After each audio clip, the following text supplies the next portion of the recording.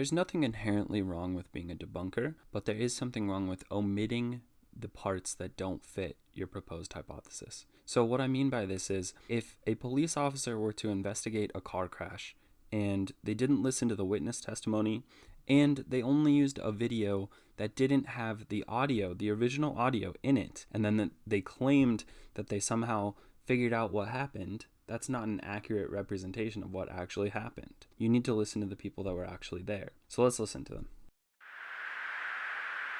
Dude, this is a fucking drone, bro. There's a whole fleet of them. Look on the ASA. My gosh. They're all going against the wind. The wind's 120 knots from the west. Look at that thing, dude.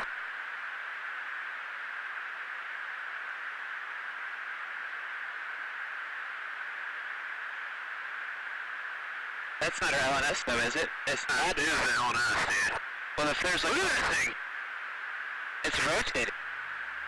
The jet explanation doesn't explain the formation of balloon-like objects that were floating or flying in formation that were smaller than the larger object shown on the video. It's also pointed out that the objects are flying against the wind. They're all going against the wind. The wind's 120 knots from the west. Look at that thing, dude.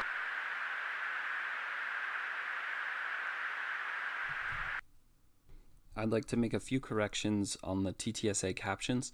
It's not ASA, but they're saying SA, which is situational awareness. So this shows that the object was appearing on their radar.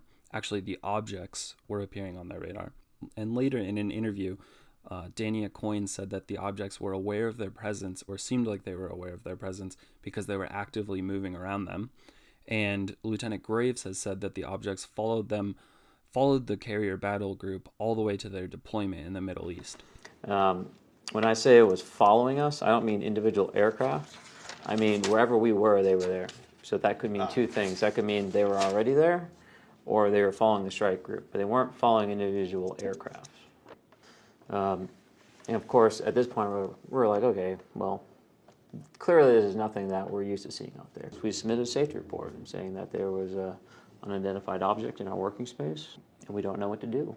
Really no distinct wings, no distinct tail, no distinct exhaust plume, much like you see in the Gimbal video. It seemed like they were aware of our presence because they would actively move around us.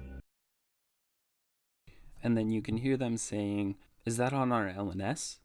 And then the other aviator, who's the WSO, says, "That is on our LNS, dude," which means launch and steering. It's showing that the object was being tracked by their targeting. So it's a physical object. That's not our LNS though, is it? It's not. That is the LNS, dude. Well, if there's like... Look at that thing. It's rotating. And then right after that, it's miscaptioned again, where it says, "Well, there's a..." And it actually is saying, "Well, the FLIR's looking at..." And then it cuts off. If you listen to it again, you'll clearly hear, "Well, the FLIR's looking at..." And that's the FLIR targeting pod.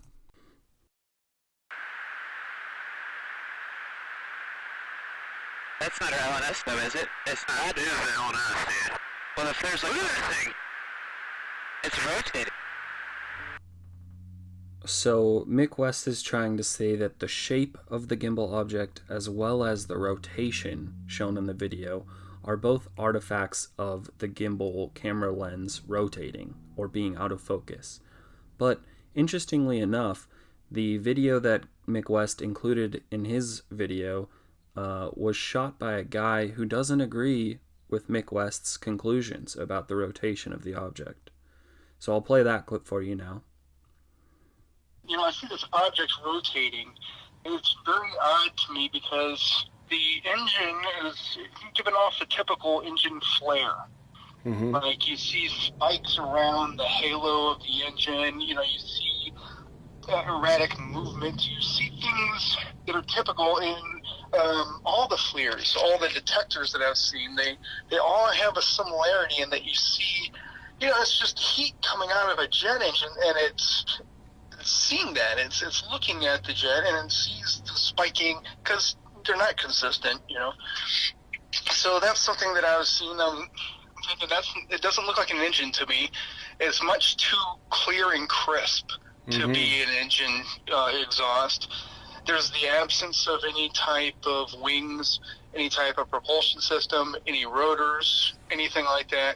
And just the way that it turns to the left, and it doesn't vary its heat signature, its original shape. Just the way that it rotates like that, I'm thinking it's very coarse. It's almost like somebody has a motor pot assembly and they're turning a potentiometer, and it's coarsely rotating. It doesn't look natural like a plane would bank or roll, that kind of thing. Yeah. So let me give you an opinion, but from what I've seen, it looks very odd and atypical of what I normally see in the everyday sky. To me, the object looks crisp. I put out some videos that show an F-18 trainer jet, stuff like that, flying in the sky, and you can see, even at a great distance, that it's a jet. It's an engine. It's not some solid object that is weirdly rotating. So in conclusion, I'd like to just point out once again that on the audio of the original video, the fighter pilots say there's a whole fleet of them. They're all flying against the wind. So the fact that these objects are moving against the wind, presumably the gimbal as well as the smaller fleet of balloon-like objects or spheres, cubes inside of a sphere, the fact that all of these objects are moving against the wind, in my mind, proves that it's not just radar reflective balloons. However, I would like to say thank you to McWest for his outstanding video analysis of the Go Fast video. He did all of the math. He showed that it's probably just a high, slow-moving object rather than an object moving fast, low across the water. He's providing a valuable service, and I have no hard feelings against him.